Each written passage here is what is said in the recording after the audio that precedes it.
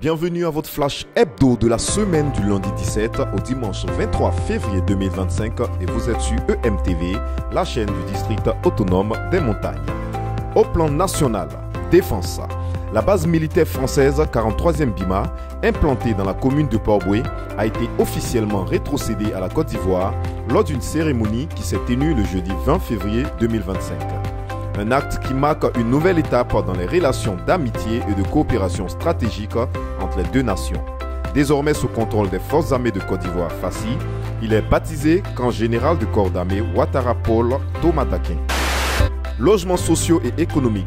Le Premier ministre Begré Mambé a procédé le jeudi 20 février à Modeste, dans la commune de Grand Bassam, à la remise symbolique des clés de 1405 logements sociaux et économiques à leurs propriétaires. Une opération qui marque la première phase d'une série qui va s'étendre aux communes de Songon et Bergerville où respectivement 893 et 1302 logements seront livrés cette année. Éducation nationale.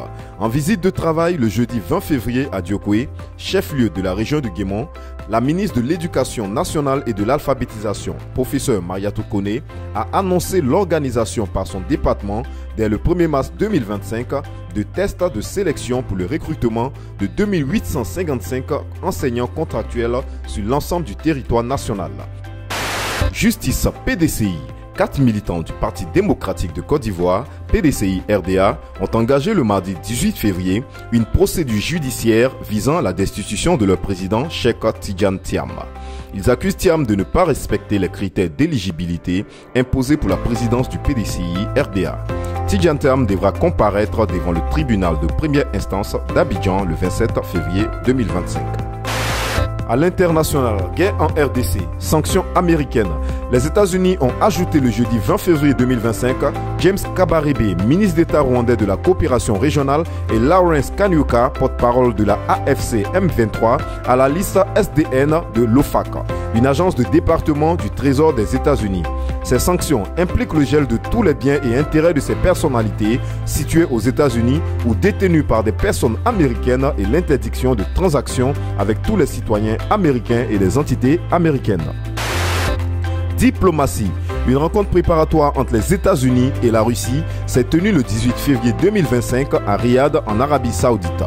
Dirigée par les deux chefs de la diplomatie Marco Rubio pour Washington et Sergei Lavrov pour Moscou, la rencontre a discuté de la mise en place des équipes de négociation en vue d'aborder en profondeur des questions relatives à la résolution du conflit russo-ukrainien. Crash d'avion, un avion de la compagnie Delta Airlines en provenance de Minneapolis et avec à son bord 80 personnes, dont 76 passagers et 4 membres d'équipage s'est écrasé le lundi 17 février en fin d'après-midi après un atterrissage à l'aéroport Pearson de Toronto. Le vol 4819 qui s'est renversé sur le dos a fait plusieurs blessés, mais aucun décès n'a été enregistré. Allemagne législative.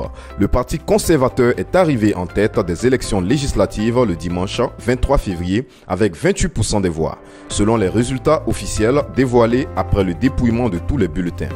Friedrich Merz, le leader de l'Union chrétienne démocrate CDU, est en passe de devenir le nouveau chancelier allemand après la victoire de sa coalition. C'est sur cette note qu'on se dit à la semaine prochaine pour un nouveau numéro du Flash Hebdo sur EMTV, la chaîne du district autonome des montagnes.